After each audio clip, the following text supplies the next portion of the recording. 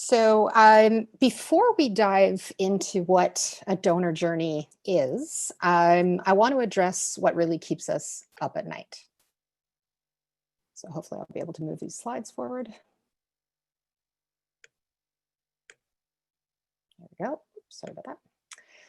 Well, let me go back. There we go.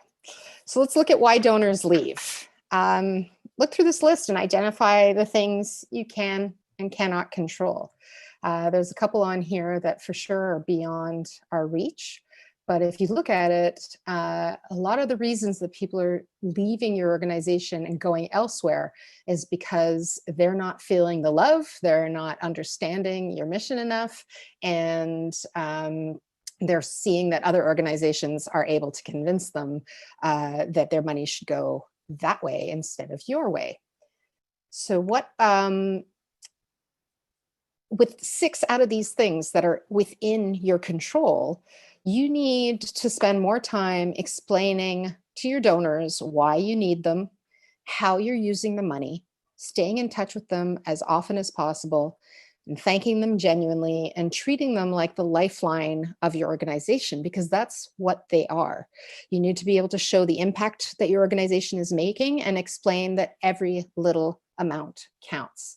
And if you start focusing on that, you'll really start seeing the results. So what I want to talk to you today about is the donor journey.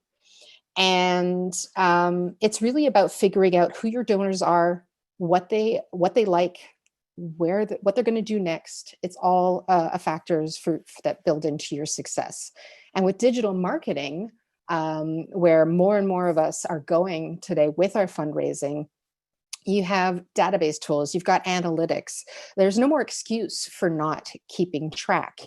It may be more work at the onset, but the rewards are also greater. So this slide is incredibly intimidating, but it is an amazing snapshot. And it was put together by an organization called Cohort 3. And I wanted to share it with you today to really get an overview of what a donor journey looks like and what the different elements of it are, so that we can help you design one, which I'll explain shortly. So if we look at these layers, and I've numbered them 1 to 6, the first layer is audience segment. So you want to select your segments based on what you know, what you can find out, and how you can best group them. So if you take the example of captains of your peer-to-peer teams from your last bike-a-thon, they're not going to have the same motivation as the empty nester boomer shown in this example here. You can segment by demographic information or by program.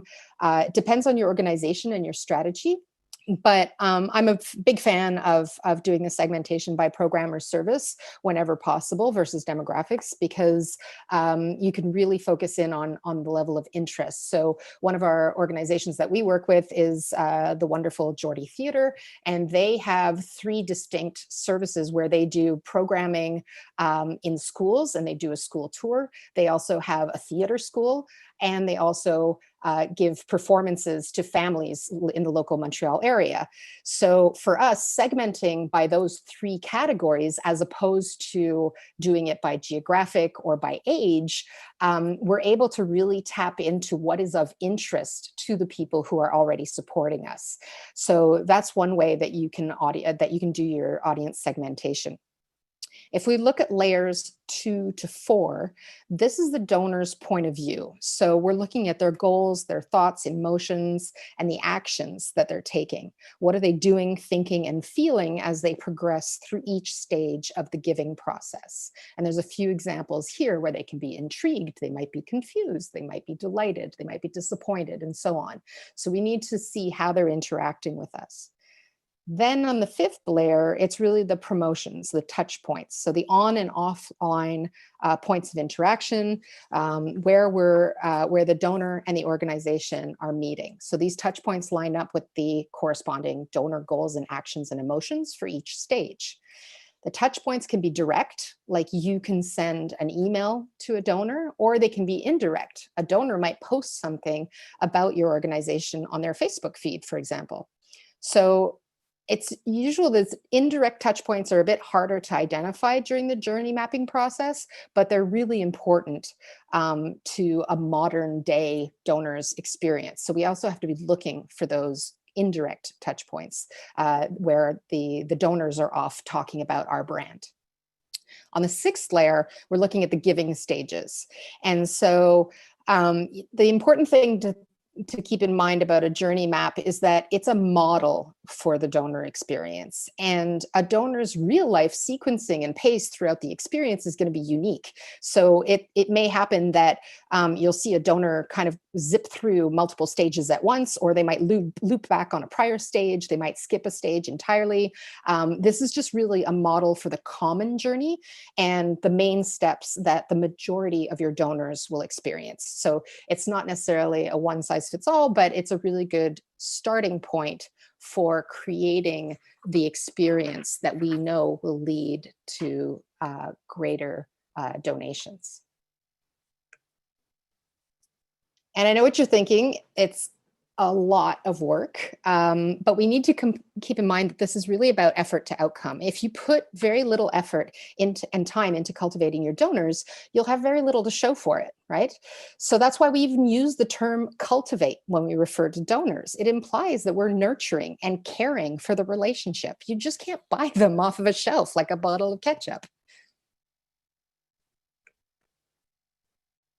So let's look at the old ways, the old way of doing things, which was, to push out information to potential donors, hope that it struck a chord, and then pull them along until they'd make a donation, and then wait the appropriate amount of time before you'd ask again. And that was pretty much how we would work with a typical funnel approach. However, what we're seeing now is a new, better way to engage donors is on a more personal level using a donor journey map. So we're going to be inspiring these donors or potential donors. You can think about two different approaches. If I said, our work changes lives, donate today. Or if I said, because of you, 1,000 young people are off the streets. Join us to bring the next 1,000 home. Who would you rather give to, right? You just know right there off the bat, the fact that I've used inspiring material and copywriting, it pulls you in, and that's what we want to do. We want to inspire them with meaningful stories that connect with people on an emotional level, and donors want to feel that they're a part of your work and that what they're giving to your organization really makes a difference. In terms of learn and engage, we want you to, when you're running ads or posts on social media, track every data point you can. It's super easy today in the digital space. Now we're doing a lot of digital events. Record who is coming to those. You need to figure out who's engaging with your organization, where the people are coming from, how old they are, where they live, anything else that will help inform their journey. And try to learn what's driving them to your website, for example. Where are they coming from? Are they hearing word of mouth? Are they coming through a Google search? If they're searching you out on Google, that's a really important thing to recognize, because they're looking for information, they're looking for support, and you can turn that into donation. And so meeting donors where they are is the best way to reach them, and making them come to you is destined to fail. And for those of you who've seen TED Talks, you'll know that when somebody's trying to put forward a point that's important, they repeat it twice. So that's what I'm going to do. Meeting donors where they are is the best way to reach them. Making them come to you is destined to fail. So then that brings us to the engagement portion, right? The word engage means to occupy, attract, involve someone's interest or attention. So we want to involve our donors, respond to their comments on social media, reply to their emails, return the phone calls, have those face-to-face meetings when it'll be safe again, invite them to participate in the things that your organization is doing so that you can include the donors in your work. And the more they feel that they're on the front lines, the more they'll become aligned with your mission. And it's not just a matter of pushing out a few newsletters every now and then. Donor engagement means that you have to build an actual relationship. And it may seem daunting when you have a huge list, but of that list, there are a few that you can start with that'll make all the difference. When it comes to asking for a donation, be direct. Ask for the donation, tell them what it's going to do to change lives. Use your donor profiles to personalize the ask by segment. So, think about it. Don't ask a millionaire for $50 and don't ask for $50 a month from a student.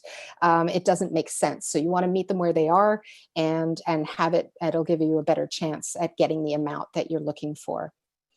In terms of showing your thanks and appreciation, obviously, as soon as the donation comes in, you have to thank them, but not just once and not just with that typical tax receipt in a very banal way.